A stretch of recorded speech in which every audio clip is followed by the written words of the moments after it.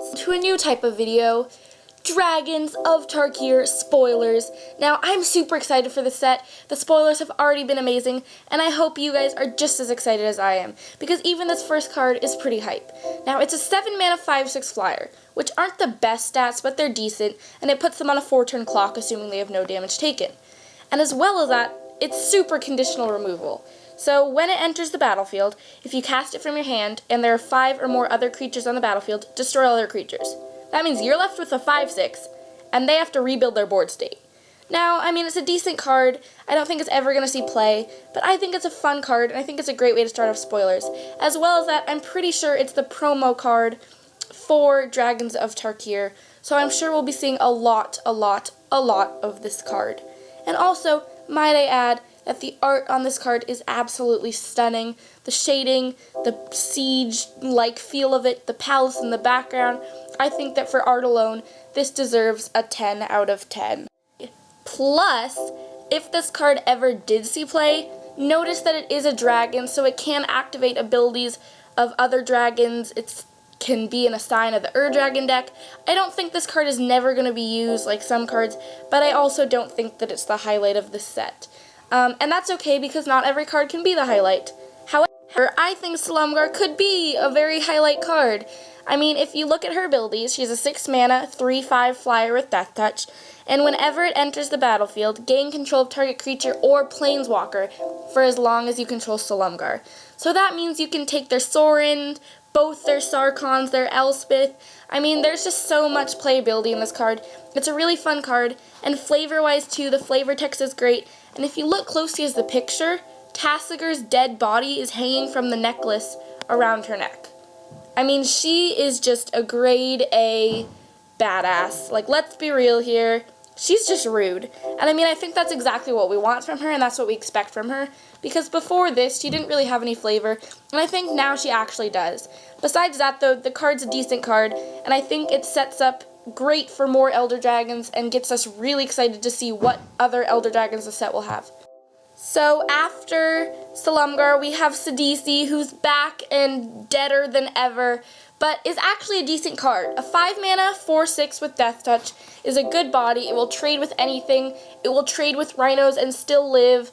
It's a card that's meant to hate on Rhinos and Stormbreath Dragons and other cards, Sylvan Caryatids, Coursers. And besides that, it actually has an exploit ability, which means when it enters the battlefield, you can sacrifice something and then search your library for a card and put it into your hand. And note it says a creature, so you can actually sacrifice Sidisi, which means Sidisi can enter the battlefield, which could possibly cause an enter the battlefield trigger for another card, and then immediately sacrifice yourself to tutor. And a 5-mana tutor in this set isn't the worst thing possible. So I think this card was actually very well designed. I think that it's another not the greatest card, but I think that like the old Sidisi, it could come up to about $3 and could actually see some fringe play in Delver decks, in any deck that really needs to search their library, which is most decks. So if you're playing black, definitely keep an eye out for this. It also has double black, which means it can contribute to Devotion, and I think that overall it's just going to be a really fun card to play with more than anything, and it's going to see a lot of kitchen table play more than any other format.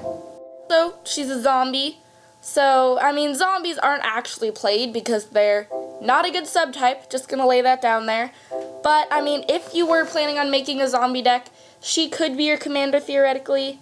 Mono-colored commanders aren't always the best, but that could happen, you know. I'm not one to judge. If you want to have a Sidisi Undead Vizier commander deck, you can have it. Also note that both Sidisis can be on the battlefield at the same time.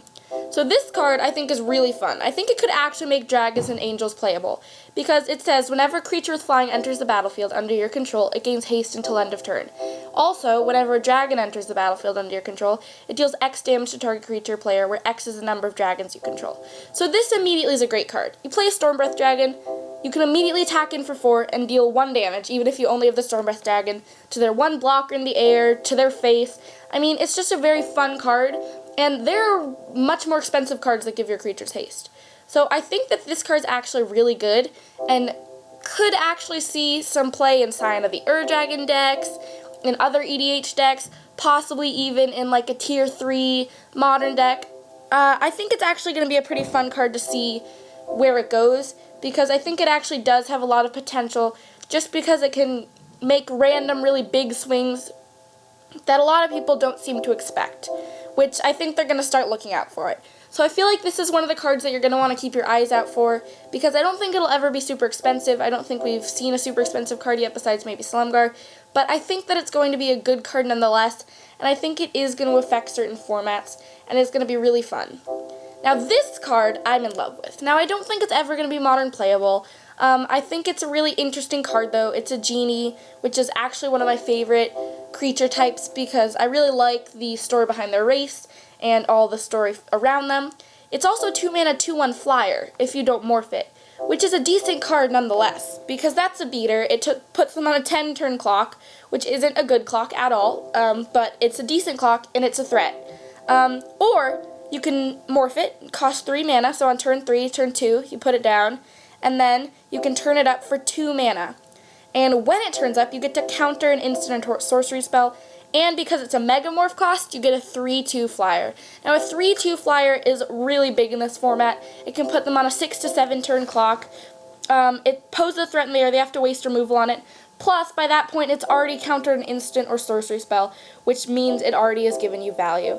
Now, that's going to be it for this spoiler set little mini video. I hope you guys enjoyed it. Drop millions of likes and view it 100,112 times. And be awesome, cadets. Thanks, guys, and tune in for tomorrow for more awesome Dragons of Tarkir spoilers, because I know that this set is amazing, and I cannot wait to see more. Thanks, guys. Love ya!